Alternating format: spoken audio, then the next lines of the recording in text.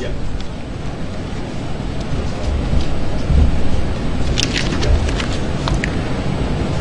pleasant good morning to all Saint Lucians, all our viewers, our listeners.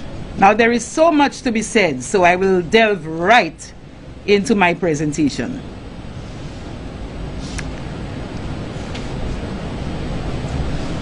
The words uncaring, irresponsible, incredibly poor timing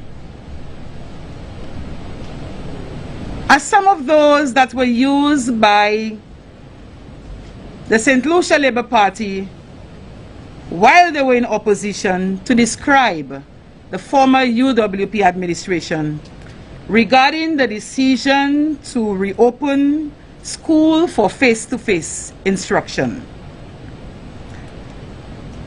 At the time of those utterances, in January of 2021, we had just witnessed the Christmas spike in the number of COVID-19 cases and deaths, and we were vehemently chastised for reopening schools. And I'm sure all of you can remember that. When we contrast the daily infection rates in January of last year and this year, we see a stark increase in each case. And I just want to share a few examples with you. On January 13th last year, 12 cases were recorded daily, as opposed to 568 cases recorded at the same time this year. A difference of how many? 556 cases. On January 14th of 2021, the daily infection rate was 41 cases. And January 14th this year, it stood at 464 cases. A difference of another over 400 cases. And as of Sunday, January 16th, the daily infection rate was recorded at 281 compared to 35 cases at about the same time last year. An increase of 246, 7 times more. Fellow Saint Lucians, and you know what is most alarming?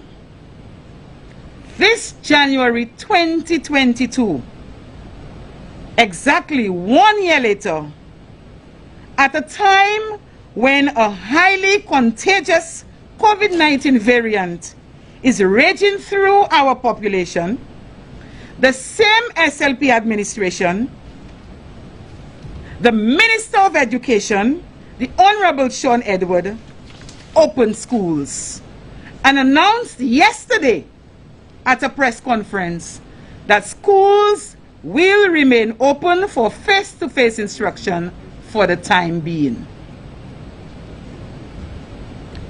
Given the chaos, the anxieties, and the many concerns expressed by teachers, parents, principals, the teachers' union, and the general public regarding keeping students in school for face-to-face instruction amidst a surge in the number of infected cases, the United Workers' Party makes a strong appeal to this Labour administration to be more measured and responsible in their approach to the management of the COVID-19 pandemic in the education system.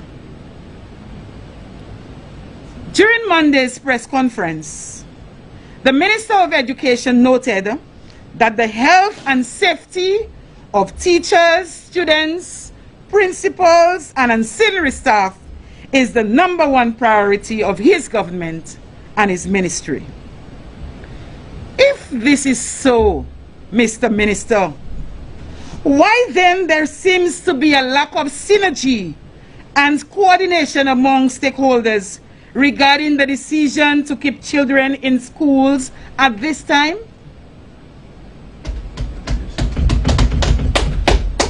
We applaud you for wanting students to remain in school to ensure that meaningful learning takes place. However, it appears that there is a clear disconnect and a lack of communication between your ministry and the National Principal Association. For according to the president of the association, they are so disappointed with your press statement. For what they expected, given the current COVID-19 situation, was a brief closure of schools during which the situation would be closely monitored. Fellow Saint Lucians, the minister also went on to place on record the discussions held with the teachers' union last week Friday. Consultation that should have taken place prior to his decision to reopen school for traditional face-to-face instruction. Notwithstanding the discussions held, and despite the recommendation made by the teachers' union in a letter dated January 17th to its members, for schools to revert to distributed learning for a period of at least 2 weeks, the Minister of Education has once again played deaf. We ask why?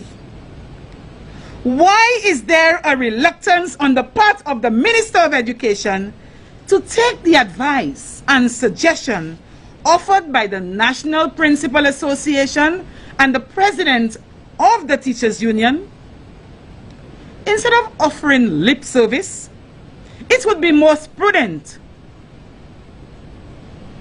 of the minister to demonstrate by his actions that the health and safety of the teachers, frontline workers, the principals, the students, ancillary staff is not being compromised.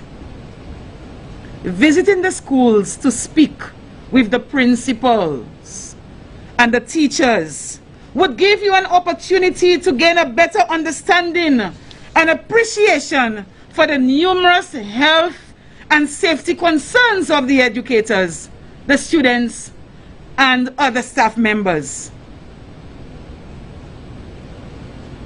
I am not sure if you have done that, but you seem to be unaware of what exists, what obtains on the ground at various schools on the island. In the very same letter to its members, the president of the Teachers Union indicated that the Minister of Education assured the organization that if the cases exceeded higher than the figures prior to the reopening of school, the ministry would meet to review school operations. Again, the reactive approach being taken by this government comes to the fore. Waiting and watching all night long to see if the figures will increase, causing your own colleague, the Minister of Health, anxiety due to sleep deprivation. What a joke.